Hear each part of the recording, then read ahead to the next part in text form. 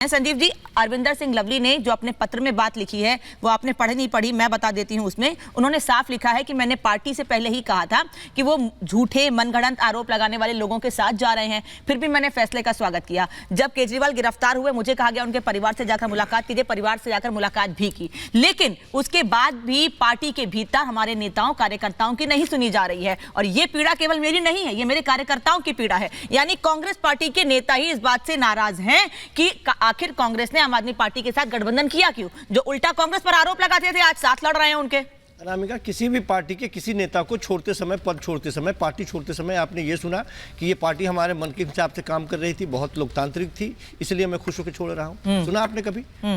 जब वो पार्टी छोड़ रहा हो या पद छोड़ रहा हो तो निश्चित तौर पे उसकी कुछ ना कुछ शिकायतें तो होगी। अच्छा। अब छोड़ने के पीछे भी अलग अलग कारण होते हैं। पार्टी नहीं छोड़ी है। मैंने कहा कि छोड़, इसलिए मैंने कहा कि पार्टी नहीं, पद की बात मैं कर रहा हूँ। लेकिन सबके अलग अलग कारण होते हैं। अरे भाई साहब, वो तो आपके यहाँ घूम के आए। तो सबसे महत्वपूर्ण क्या है? सबसे महत्वपूर्ण ये है कि अभी भारतीय जनता पार्टी अरविंदर सिंह लवली पे चर्चा कर रही है। अरे 7 सीटों में से 6 सीटों पर भगोड़ा हो गए आपके सांसद, उसके बारे में बात कीजिए ना।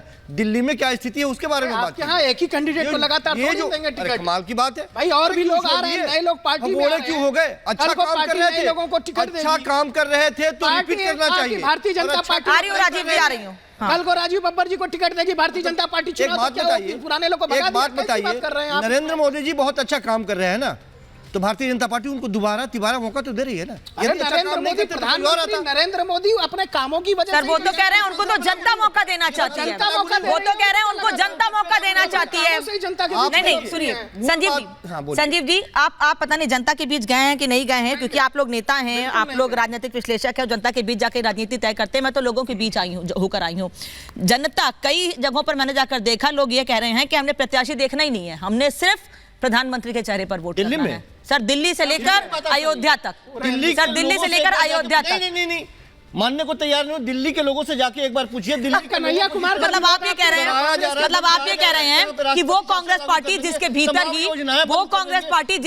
ही कन्हैया कुमार को लेकर नाराजगी है, उसको लेकर जनता में नाराजगी नहीं होगी, उसको लेकर जनता में नाराजगी नहीं होगी। कैंडिडेट नहीं पहुंच पा रहे। आप मुझे इतना बताइए, जिस प्रत्याशी के नाम का ऐलान होने के बाद पार्टी के भीतर ही आवाज उठने लगी, बड़े नेता इस्तीफा देकर चले जा रहे हैं, उसको लेकर जनता में नाराजगी नहीं होगी? मुझे बता दीजिए, कौन सी जनता में नाराजगी? कहाँ नाराजगी? वरुण जी नाराज हैं आपके चैनल पे बैठे। वरुण पुरोहित से रिएक्शन लूंगी, लेकिन बड़ी खबर, ठीक है वरुण जी, इस बात पे आपसे रिएक्शन लूंगी क्योंकि आपने सीधे अभी कहा। अरे वरुण जी से पूछिए। अच्छा ठीक है, मैं वरुण जी के पास ही जा रही हूँ ना, मैं वरुण जी से रिएक्शन लूंगी। वरुण जी ने अभी चैनल पे कहा है 10 से 12 मिनट पहले कि वो खुद कन्हैया कुमार को टिकट देने का सपोर्ट नहीं करते हैं। इस पे जवाब दीजिएगा वरुण जी, लेकिन बड़ी खबर उससे पहले बता दूं, प्रधानमंत्री मोदी लगातार रैलियों में कांग्रेस पार्टी पर हमला पर फिर निशाना साधा है। उन्होंने कहा कि मुगलों के खिलाफ नहीं बोलते हैं शहजादे, सुल्तानों के खिलाफ नहीं बोलते हैं शहजादे, राजा महाराजाओं का अपमान करते हैं शहजादे। कांग्रेस की तुष्टीकरण की मानसिकता खुलकर सामने आ रही है, क्योंकि पिछले दिनों राहुल गांधी ने एक सभा में कहा था कि पहले राजा महाराजा जनता की संपत्ति को लूट लिया करते थे, और जब कांग्रेस की सरकार आई तब हमने जनता को उसका हक दिलाया है। उसी पर लगातार प्रधानमंत्री हमलावर है और बार बार कह रहे हैं कि इस तरह के शब्दों का इस्तेमाल राजा महाराजाओं का अपमान है। वरुण जी, इस पर भी रिएक्शन, लेकिन जो संजीव जी ने बात कही कन्हैया कुमार, उस पर भी रिएक्शन दीजिएगा। अनामिका जी, जो राजा महाराजाओं की बात है, देखिए मेरे दादाजी भी बड़े जागीरदार थे, हमारी भी जागीरें जब्त हुई और उसके एवज में कुछ जागीरों के तो बॉन्ड मिले, कुछ के लिए एवज में गंगानगर में मुरब्बे मिले। बाकी जब सब जमीनें चली गई, फिर सीलिंग एक्ट आया तो सीलिंग 80 बीघा से ऊपर रख नहीं सकते, ऐसी बहुत सी परेशानियां हुई। लेकिन कुछ लोग कांग्रेस आइडियोलॉजी के साथ रहे, कुछ लोग बीजेपी, उस समय स्वतंत्र पार्टी थी, उसमें चले गए। अलग अलग प्रश्न, अलग अलग प्रेजेंटेशन हो सकता है राहुल जी का अलग तरीके से हो, लेकिन देखिए डिवीजन तो करना पड़ेगा। अब 140 करोड़ हो गए तो कुछ ना कुछ तो पॉलिसी लानी पड़ेगी। जो पूंजीवादी व्यवस्था देश में लागू हो रही है, इसका असर जो अभी मैं आप जो पूछ रहे हो उस पे आ रहा हूं, वर्कर पॉलिटिक्स देश में खत्म हो गई। मैंने कहा ना, राजनीतिक व्यवस्था भारतीय जनता पार्टी हो, दूसरी पार्टियों, सब में कार्यकर्ता का कोई भी हिस्सेदारी नहीं है इस समय। सब कोई ना कोई सेटिंगबाज इधर से उधर, जो मैंने कहा ना, इधर उधर सेटिंग करते हैं, बन जाते हैं। अभी आप उदाहरण भी सारे दे सबके दे सकते हो। तो कन्हैया कुमार सर, जिन्होंने पिछली बार कांग्रेस के टिकट पर बिहार से चुनाव लड़ा था, इस बार दिल्ली से चुनाव लड़ रहे हैं, ये भी सेटिंग ही है? नहीं, कांग्रेस टिकट पे नहीं लड़ा था पिछली बार। कांग्रेस सीपीआई के, ठीक है, माफ कीजिएगा हिसाब से उन्होंने कम्युनिस्ट पार्टी के टिकट पे लड़ा था, बिहार बेगूसराय से।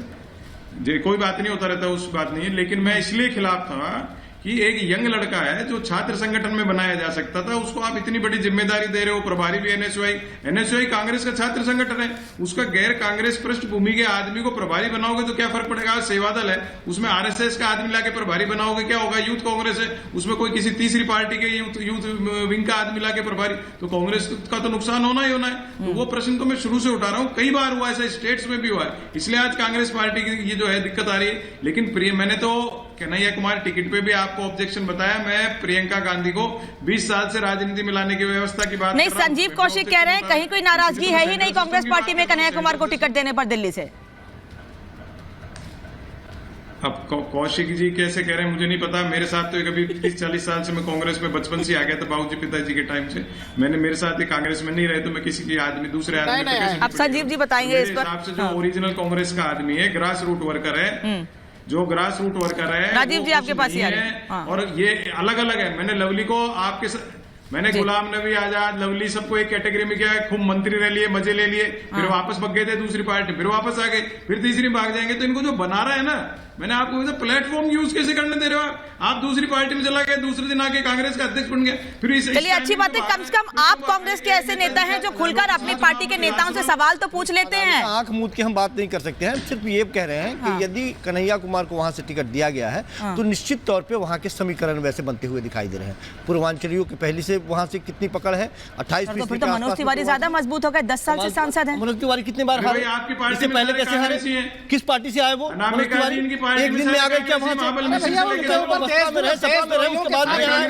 मोदी जी के लहर के खिलाफ षड्यंत्र का आरोप। राजीव जी बहुत देर से कुछ कहना चाह रहे हैं, रुकिए राजीव जी। कैंडिडेट को राजीव बब्बर, जिसके बारे में पूरा राजीव बब्बर बहकावे में आकर राजीव जी अपनी बात शुरू कीजिए, कहिए। देखिए, ऐसा है कि हमारे राजनीतिक विशेषज्ञ ने बात करी संविधान की। पहले तो मैं ये बता देता हूं कि जिस कांग्रेस पार्टी की आप बात कर रहे हैं, इसने 100 बार से ज्यादा धारा 356 का प्रयोग किया, दुरुपयोग किया। एक ही प्रधानमंत्री ने 50 बार से ज्यादा दुरुपयोग किया। तो इनके मुंह से संविधान की बात सुनना बिल्कुल जाती नहीं है कान में, क्योंकि उनकी छवि दिखती है क्या क्या उन्होंने किया। यानी जब राम मंदिर का आंदोलन चल रहा था तो बिना बात पे, उत्तर प्रदेश में तो आंदोलन था, पर मध्य प्रदेश, राजस्थान, हिमाचल सब सरकारें इन्होंने गिरा दी थी।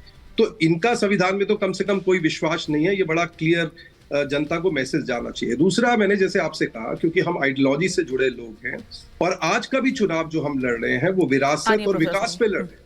देखिए, हम आज ये जो युवाओं की बात करते हैं, उन सबको पता होना चाहिए 4 करोड़ से ज्यादा युवाओं को 10 लाख वाला मुद्रा बैंक लोन मिला है, जिसके कारण वो खड़े हुए हैं और वो नामजद हैं। वो कांग्रेस का पैसा नहीं है जो 100 रुपए जाता था और 3 रुपए पहुंचता था। ये मोदी जी की ऑनलाइन ड्राइव है जो क्लैरिटी के साथ जा रही है। 72 एयरपोर्ट थे, 150 एयरपोर्ट है, 383 मेडिकल कॉलेज है, 700 मेडिकल कॉलेज है, 7 एम्स है, 23 एम्स हो गए हैं। हम विकास के मॉडल पे लड़ रहे हैं। ये देश के प्रधानमंत्री का चुनाव है, ये इनके गली मोहल्ले का चुनाव नहीं है। अच्छा, आप ये कह रहे हैं